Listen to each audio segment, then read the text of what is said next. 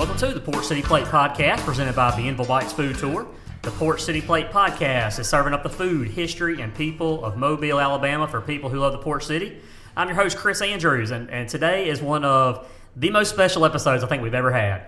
We're continuing with some of our Mardi Gras themed episodes of the podcast, and I have in with me today none other than Joe Cain himself, Chief Slacabamarinico, portrayed by native Mobilian Wayne Dean. Chief Slack, thank you for joining me on the Port City Plate Podcast. I'm honored to be here.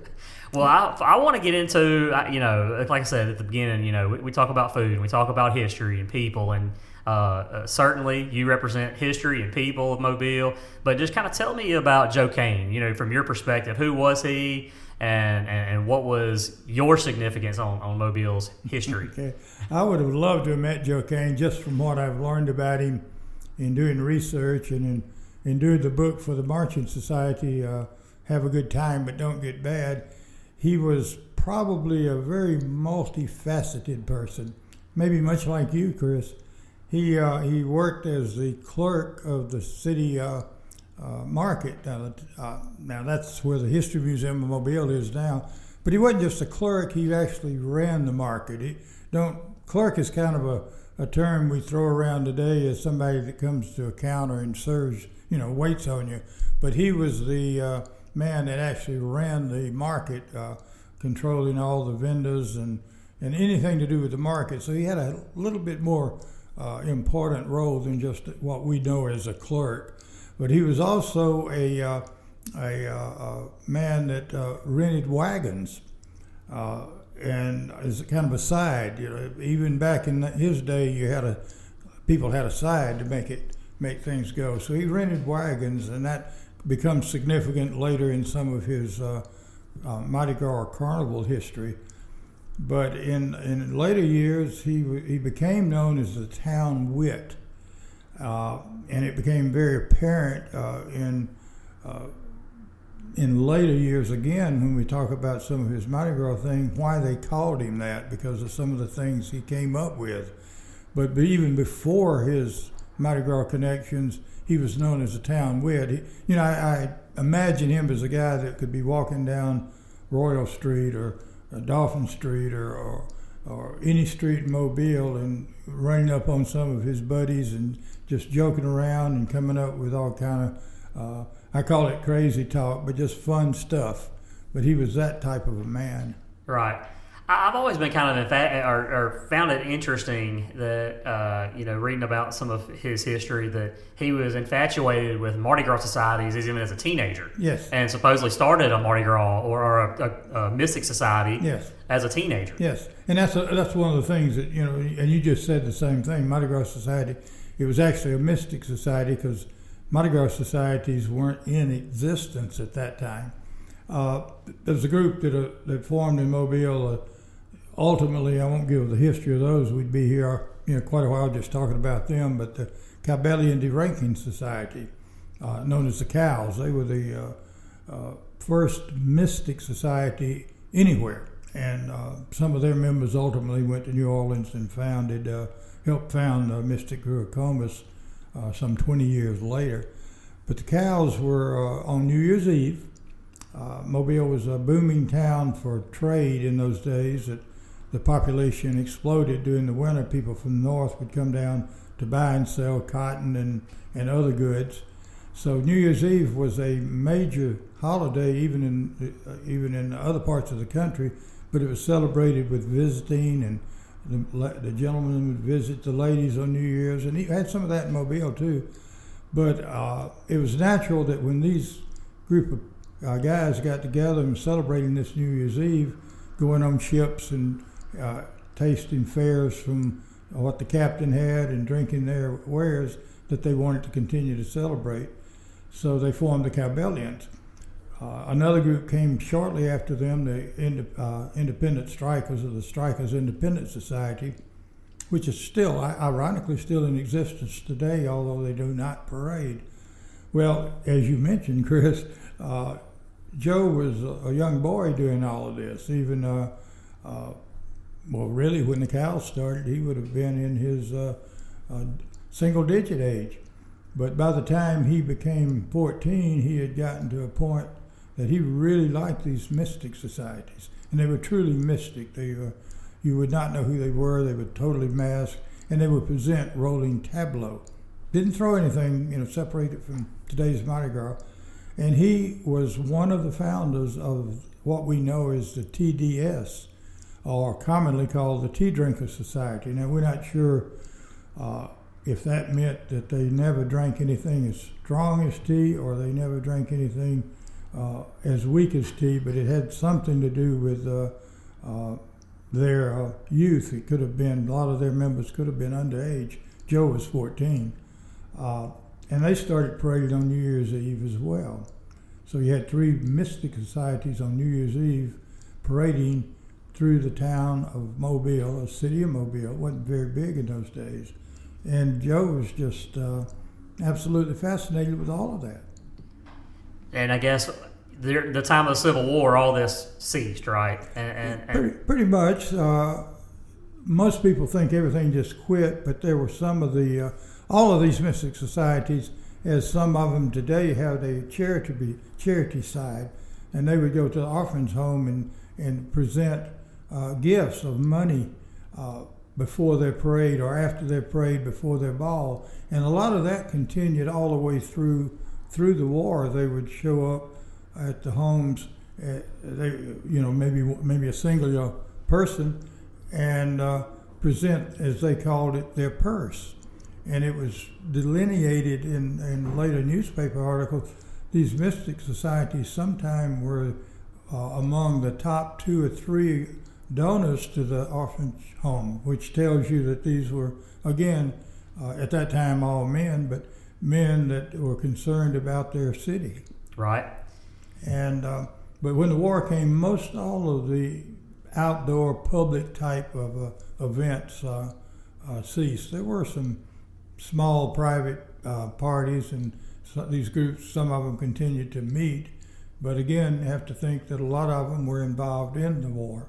Right, being sent off, and then because again, the older groups, there was 30 years from the founding to the beginning of the war, so some of them were too old to serve and stayed in Mobile. Right. So post-war, can you tell me what was the mystic societies? What were they doing, and then kind of what was Joe Cain's role? Well, basically, what was happening after the war, the city was recovering. The troops, Union troops, were in town. Mobile had in many ways, a relatively calm recovery, and in other ways, it was devastating because the economy was devastated. There was I guess it was like a street celebration in New Orleans going on that it started after the war as well. And Joe was also a fireman. He was a volunteer fireman because in those days all the firemen were volunteers. You didn't have a paid, Mobile Fire Department in those days. And the big thing in Mobile, and they had a revival of it one time in Mobile just as a 1-year event or some anniversary. But they had firemen's parades, and one of the biggest was in New Orleans, and it was always held, I think, on the first Monday in March.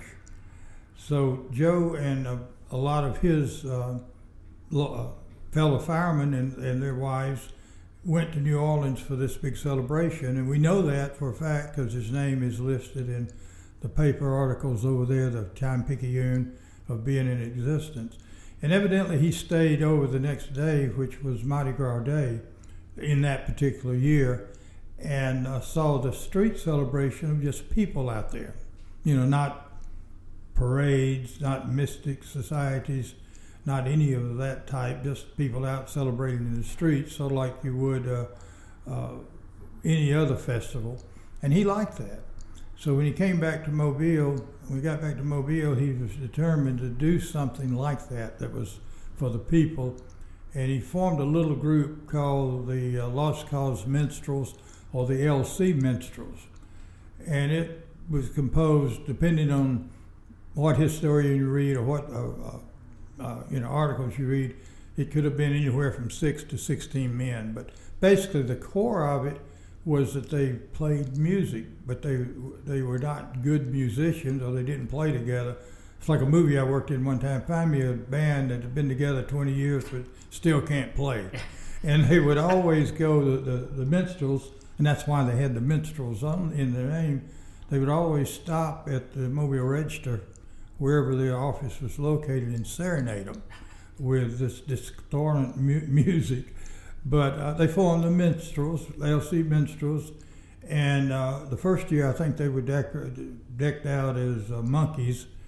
But over the course of the years, and this is where you could see some of Joe Cain's wit. They would put, unlike today, you didn't have cell phones, you didn't have ways to communicate. They would put little advertisements in the daily register, and it would be like a 4 or 5 column inch ad, and it would have some cryptic message on it, maybe the logo of the society, and it would tell where they were going to meet or where they were going to what their next step was going to be. They all hands on deck, so to speak. And he would add these little quips in there sometime about, he's the old King Carnival, and that's where his name Slacabamarinico first came from. Was in some of his ads and in some of the Mobile Register or the Daily Register or the other papers in town covering of those events, because he would always appear as Slacabamarinico of some sort. The funny thing is that we don't have definite proof that he ever dressed as the character that I am dressed as I speak into the microphone, Chief Slacabamarinico. We do have that famous picture. We know he dressed that way. But in his Lost Cause Minstrels affair, he's never described as chief. We do know that the tea drinkers a few years early had done a parade on, I forget the exact title, but it was basically Native American tribes, Indians of the Americas or something. And we do know that because there are other pictures that exist from that time period of other men dressed as Native Americans. So we're not 100% sure if that famous picture of Joe Cain, the statue we have, is him in the Lost Cause Minstrels or from the tea drinkers. Okay. But we do know he dressed as a chief sometime. Right. And he was always called Slacabamarinico. In the paper, he was a mongrel one year. He was a maestro one year with a big, they said the paper described him as leading the parade with a big baton. He was a professor one year. He was a Professor Slacabamarinico, mongrels. He always led his group with Slacabamarinico. And he was always described in these ads as the leader or slack, but never chief. There's only time that chief is even mentioned is in one of the articles that the paper wrote with a little c, that the chief of the organization or society was Slacabamarinico, but that's like, the chief of the oil company. Right. So, that's a little c. So we're not sure, but that adds to the mystique It does. of the man. And his themes, were always very full of nonsense, and like what all run together. Does your mama know where he at? One word, those types of things, and so he was quite a multifaceted individual. Because of what he did, though, other people started saying, "Hey, let's do that," and they would show up sometimes once, almost like today's Joe Cain Marching Society faction. We come this year, we're going to go out there and we're going to portray, a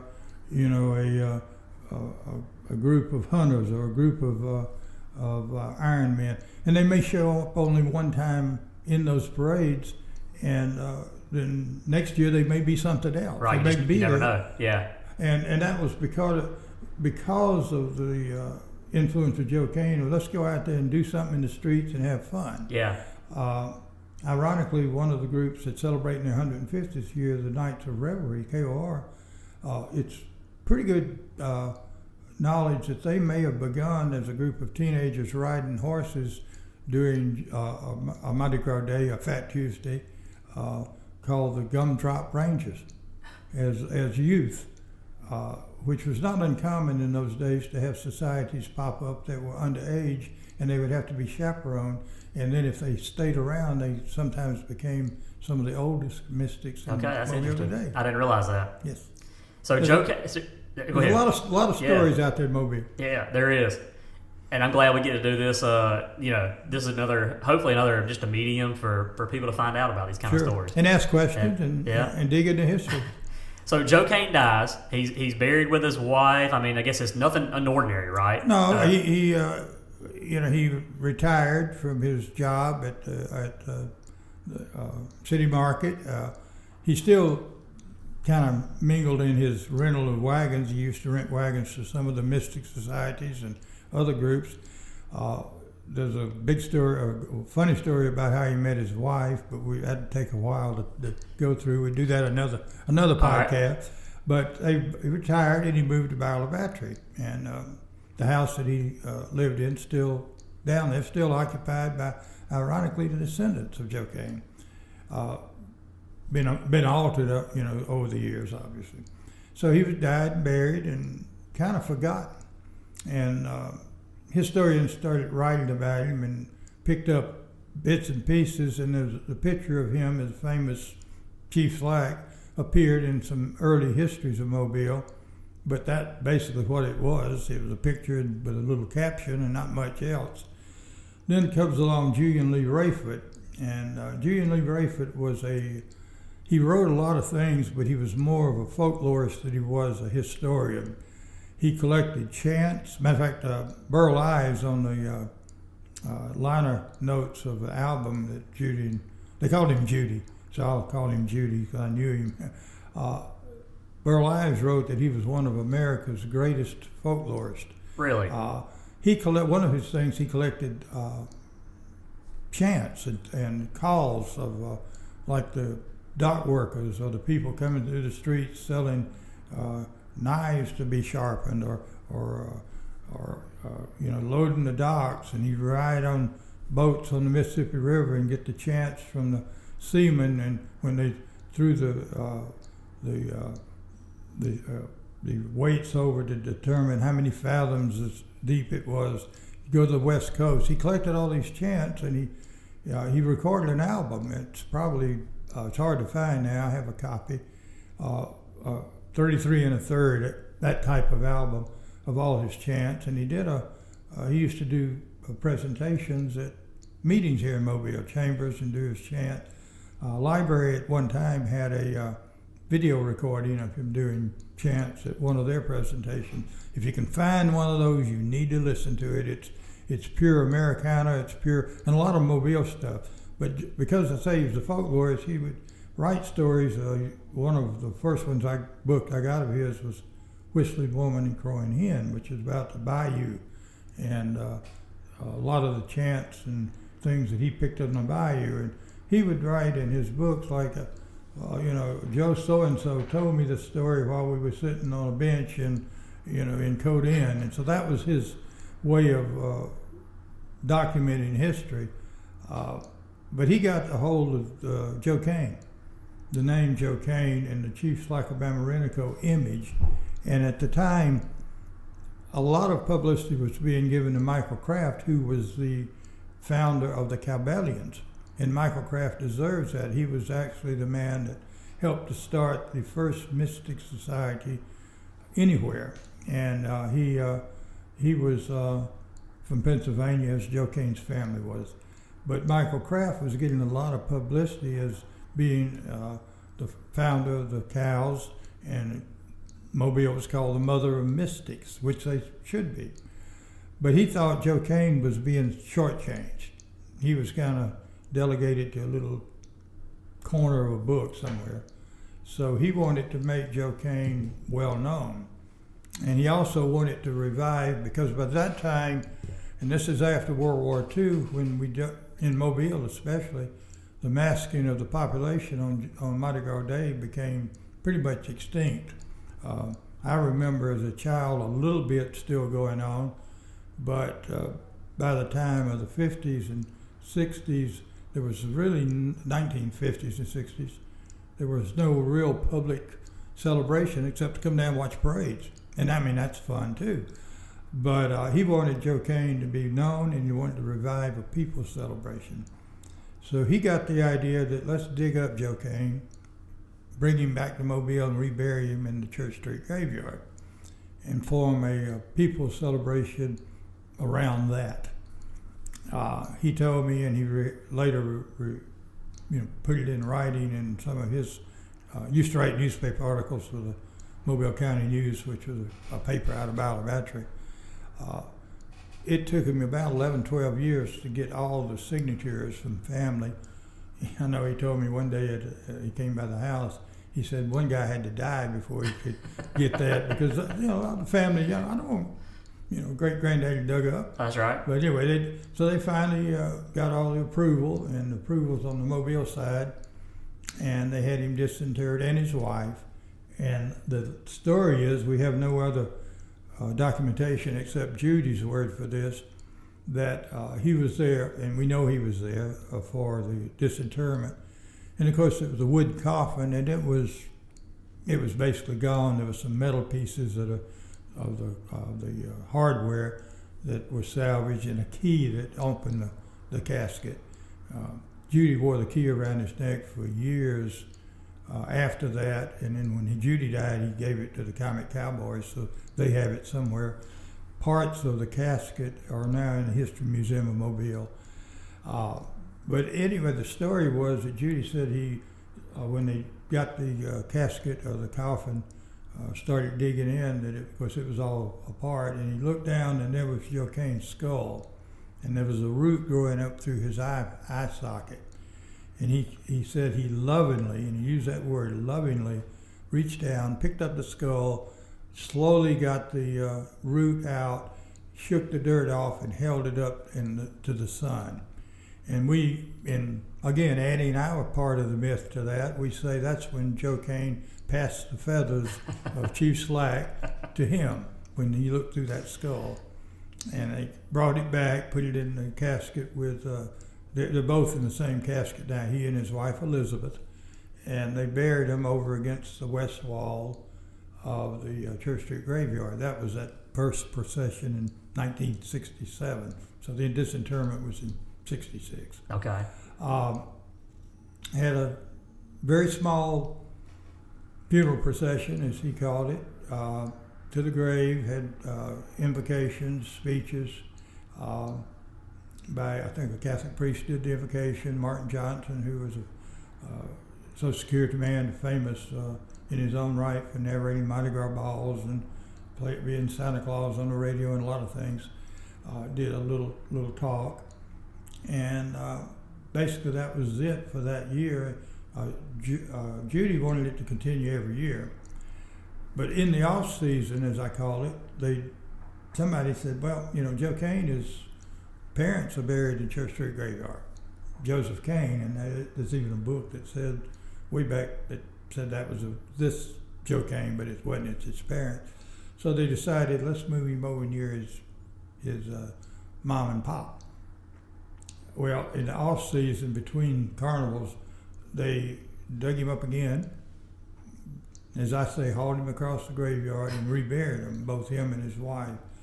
They're probably the only two people that have been buried 3 times that I know of. And Steve John, in this year's the 2024 Mask, writes a story about that. If someone gets that, read it in detail about the 3 burials of Joe Cain. That's right. A story in itself, too. A lot of wonderful, like they used to say, a lot of stories in the concrete jungle.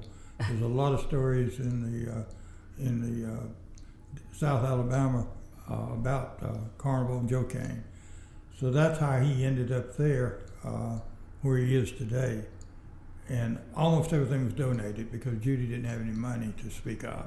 He was like a lot of artists, and he was also an artist as well, but in folklorists, you don't make a lot of money on those type things. Sort of like podcasters. Yeah, that's it. Sort of like podcasters, you might. But you don't make a lot of money, and he never had a lot of money, so he was very good at telling his story and getting people to donate everywhere from, the vault company to the monument company, and so that's how Joe Cain ended up where he is now. So you've been around for all the early Joe Cain celebrations, right? How did you get involved in portraying the chief? Well, I guess I got involved. I didn't know I was getting involved in portraying the chief, but I was home from college the year. Well, before this thing we call Joe Cain Day, that day was pretty, not eventful in Mardi Gras annals. King Alexis would arrive that day and have a little motorcade. But they used to have boat races on the Mobile River, tugboats, speedboats, and if you wanted to go down and watch the boat races, but it wasn't like thousands and thousands of people because you couldn't get to the water. There was only a few places you could get. So this Sunday was when they decided to rebury Joe Cain.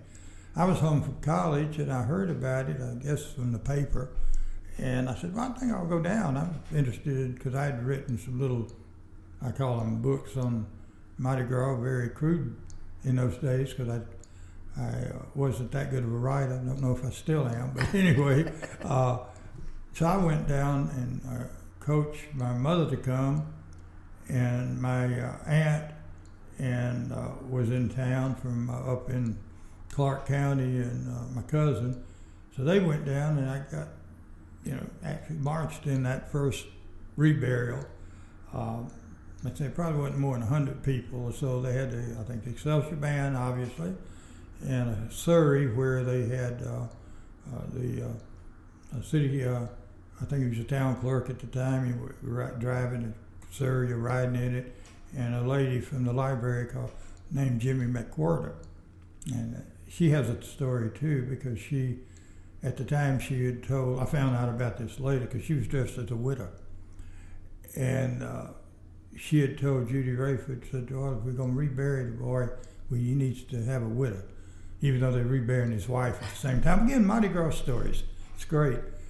So she dressed as a widow, even though she was not involved in the group we now know as Cain's Merry Widows. Mm-hmm.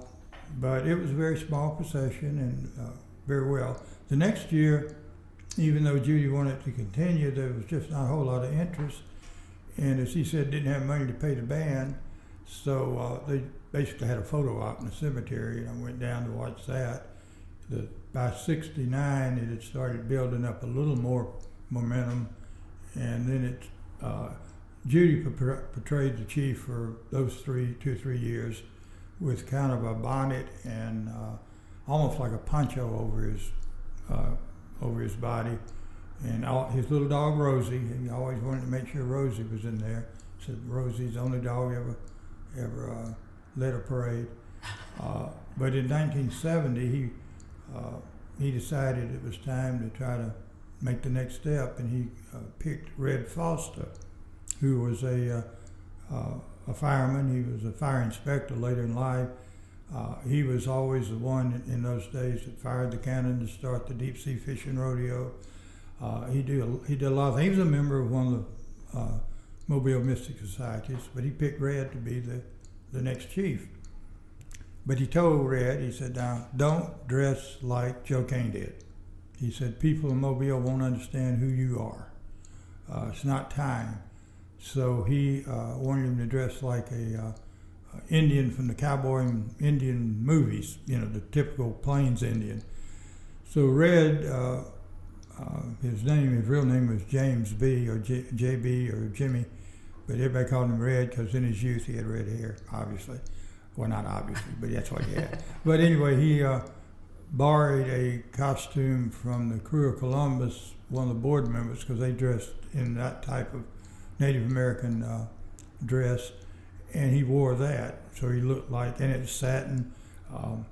There's his costume, one of his costumes is now at the History Museum. Mobile. It's not always on display. But so he did it, but Red liked to walk, and it almost was dying because you weren't getting a whole lot of experience. At that time, I was working with the state in state industrial relations employment as a community relations, basically marketing, PR. So I was very interested in seeing this thing help to, for Judy's vision of making Joe Cain known and also a people's thing come to fruition. So I grabbed Red, and we started doing what we would now call a campaign. We didn't call it that then, but we just started doing all the typical marketing, public relations, advertising things of the day that got publicity, radio, TV, proclamations when they actually printed them in the paper, the governor's proclamation. We'd go to Montgomery, he'd dance around Lorraine Wallace's statue, do interviews up there. We went to a lot of the third grade classrooms, which is, at that time they taught Alabama history, and he'd go dressed as the chief and talk about that, throw beads and carry on. I'd do a little talking. We'd go to anywhere that would let us come, we went. And then the whole thing exploded and got real big. And Judy, Red didn't like to ride on a wagon like I do today. He liked to walk, and as he'd tell me, he had one of his sons carry his throws in a grocery cart. But he said, those folks, as it got bigger and bigger, just 4 barricades, he said, those folks beat you to death out there. And I said, yeah. I said, don't you want to get on? He said, no, I don't want to get on. I want to walk out with the people. And that goes along again to the concept of being with the people. But he was getting to a point, he had real bad arthritis, and he was having trouble walking. And then he got in a little automobile accident, which really flared up. We put him on a wagon. By this time, we had formed the Joe Cain Marching Society in, I think, 1972 or 71. And ironically, still it's in existence still. My wife and I are the 2 oldest members of that's still around, are the 2 only living members of the original group. But we did put him on a wagon the last 2 years, and he did not like it. And he told me when he said, you're going to be the next chief. I said, no, I didn't know that. Wasn't planning on it. Wasn't in my vision for anything. I just enjoyed, helping. And he said, well, you're going to do it. And he said, I'll give you plenty of time. And I always like to tell people, I think I told you at breakfast, he lied. The next Joe Cain Day, at the end of that parade, he said, this is my last year. You've got it. So that's how it got passed down. And we did an official passing of the feathers in the Church Street graveyard about a month or 2 months later, I believe. That's how I got it, kind of a roundabout story. But you mentioned our breakfast we had this morning, and a fantastic breakfast at the Ruby Slipper Cafe. Yes. And just kind of some of our conversations, I didn't realize how busy of a man you are throughout the entire year. It's not just, you don't just put on the feathers, for a few weeks in the wintertime around, the carnival season. But tell me about some other things you're involved in throughout the year. Yes, because I've done this role so long, this is actually my 39th year. Next year will be my 40th. And yes, I will pass it to somebody. I've just got to find the right person.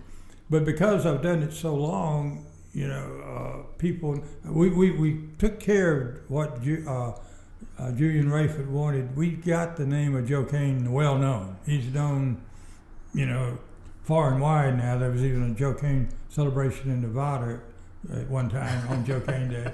But he's known, and there's no doubt about it. Probably more people know the name Joe Cain than they could tell you who our Alabama state senators are, or even our U.S. senators. And like you mentioned, Michael Kraft before. I bet there's very few Mobilians that would know a lot about Michael Kraft. I often tease that's my next project. We're going to start getting Michael Kraft back out there. There was, ironically, a short-lived organization for about 11, 12 years called the Resurrected Cabellian Society.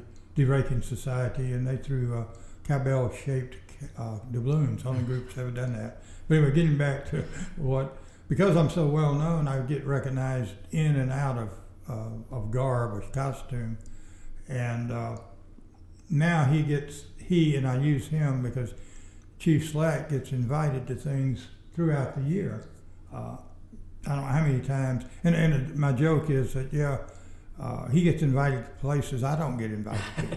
And if he goes, I got to go with him. So I get to go to things like Airbus $10,000 parties on the river and meetings in Montgomery, big tourist meetings, national or international conventions. We rode the mule wagon through the convention center in the big exhibit hall when they had an international city clerks meeting of all things. And people all over the world, they were set up in the tables down there, and we drove the wagon and some other floats round and round them that night for their banquet. So just all kind of things, bizarre things sometimes, and they're not bizarre really in the people's mind. I don't mean to belittle. Can you come by my brother's birthday party next week? Well, I'd love to, but no, I can't because I'm going to be on the wagon in Balabatry or at Dolphin Island or wherever. So it's all throughout the year. I know my wife says, "Well, you got to cut back." I said, "Well, I do cut back when I can, but it's hard if you get a legitimate invite." And I also try to do anything the city wants, because I think Mayor Stimson coined the phrase. It might have been the mayor before him, Sam Jones, ambassador.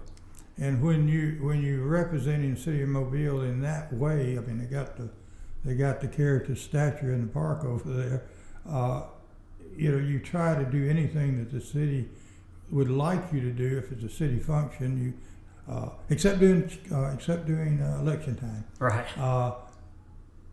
The chief doesn't do any politicizing. He's not going to appear at President Biden's rally. He's not going to appear at President Trump's rally or President-elect whoever, or all the way down the list, mayors. And I tell them when the election starts, I tell each one of them, I'll be glad to talk to you, but I'm not appearing with you as the chief until this election's over. And then if you're the mayor, if it's a city thing, we start over again. Right. So you're a man of the people. Yeah, you can't. Well, I mean, it's like anything else. Once you start talking about age at a party, you can't get off that subject. That's why I don't talk about age, because once you start talking about so and so's exes, you never get off that subject. So you don't want to get talking about politics or religion, any of that. That's going to start a discussion and run you down a side road. Right. And again, it's like Dolly Parton said, "Why would I take sides and alienate half my fans?" Yeah, that's a great point. If I'm appearing somewhere, I'm appearing as Chief Slack, and it's for anybody. And you wait in any crowd that's there, and you go to any function that invites you, and that's. And I've been to functions that I said, "Well, I don't know why I'm going, except I'm Chief Slack," and thoroughly enjoy them when you get there, because you meet a whole different group of people. Right. Well, you do a great job of representing not just yourself, but Mobilians in general. So, and I love Joe Cain Day in Mobile. I think it's just it's uniquely Mobile. Yes. New Orleans claims to have a bigger, better, whatever celebration, but they don't have anything like Joe Cain Day. No. And I think that's what I love about it the most, is that, like I said, it's uniquely ours. It's Mobile. Yes. And that's what I love about it. But, yes, and it also gives you an opening to talk to people from Fargo, North Dakota. Well, what's Joe Cain about? You can tell them. Right. And sit with them over breakfast or over dinner or over drinks and talk to them. Because I learned this morning you get a lot of looks whenever you go somewhere. So. Oh, yes. Well, our next segment of the podcast is called Meat and Three, and we've gotten into the meat of the podcast, and this is where I want to ask you 3 rapid-fire questions for you. So I want to know what type of food does Wayne Dean enjoy? Oh, I like a barbecue, naturally, because barbecue is great this time of the year. I like fried food, seafood primarily, and then my wife would hate me for this too, fried chicken. Yeah. Like we had this morning. Yeah. So what are some of your favorite restaurants that you and the wife enjoy going to? Well, again, not necessarily what I just said, but we like to go to Roosters because it's local and it's different, and they have obviously excellent food. For special occasions, because of the prices, we like Noches. Right. They do a great job with higher-end fare, and you just feel a little bit more special when you go there because of the atmosphere. Again, you go to restaurants for food, atmosphere, and service, and if you get all 3, which you get at all these places that I've mentioned. And then we like, obviously, again, Dolphins is great. But for just a quick breakfast, I think you just mentioned Ruby Slipper. That's a fantastic place. Even though it's not locals per se, it's locally oriented to Mobile. That's right. Yeah, especially with their, a lot of their Mardi Gras themed menu items and things like that. Yes, so and just the atmosphere being in there. Also, it just feels like Mobile. Yeah, I call them adopted Mobilians. That's it. I like that. That's a good word to put for them. They're not native, but they're learning to be. That's it.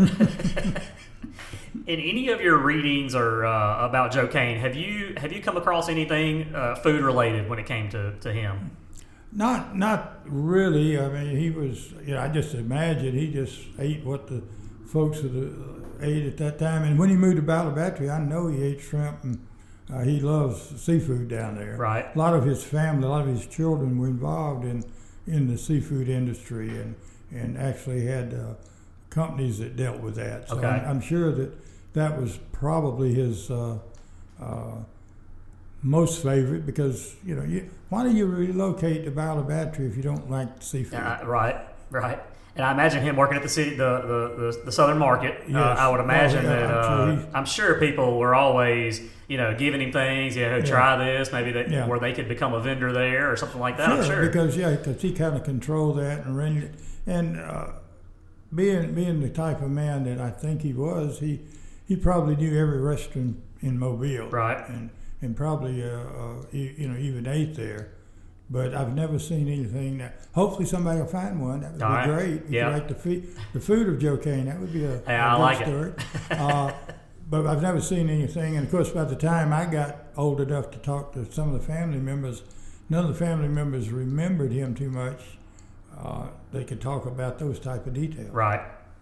All right, last segment of the show is called Chris's Dishes, and this is where I talk about the best dish that I've had lately, and then I'll turn it over to you if you've got a dish you've had you want to talk about. But I went to lunch at Grace on Friday with my friend Lee, and I had the Wagyu burger from Grace, and I'll tell you, it was a special they had on Friday, and fantastic. I mean, it was just I enjoy it. We had a great lunch. They even gave us some king cake bread pudding. After that, I went and saw Lois, which is she's always a treat to be as a server there at Grace. And so anyway, just had a great lunch there at Grace. And so if you see that Wagyu beef burger, you definitely want to get that. So it was and very affordable too. But what about you? Do you have a dish that you've had lately? Well, it's hard to get that chicken breakfast I had this morning out of my mind. That was St. Charles chicken. St. Charles chicken. That was fantastic. I even got a biscuit on the side that's out in the car I'm going to have for lunch. Yes. Eat it up at the office. But almost all of the restaurants I've mentioned have dishes that I like, but the next time I go, I order something else because I like to try to see what else they've got. If they got one, they got to have more than one. That's right. And so it's just, I like to go and, especially all the local restaurants, go and enjoy what they're featuring that day. That's right. Yep, that's kind of what attracted me to that Wagyu burger at Grace. Mm-hmm. Just kind of something a little different. Yes. But Chief, I appreciate you coming on and joining me on the Port City Plate podcast today. It's been really so much fun. I think I could have probably gone a couple more hours with you. So we'll just have to come back again, and we'll have to do it again. Yes, we'll do a 10-part series. All right, deal. That's a deal. All right, well, thank you for coming on again. Thank you for listening to the Port City Plate podcast, and looking forward to many more episodes with y'all. So we'll catch you on the next episode.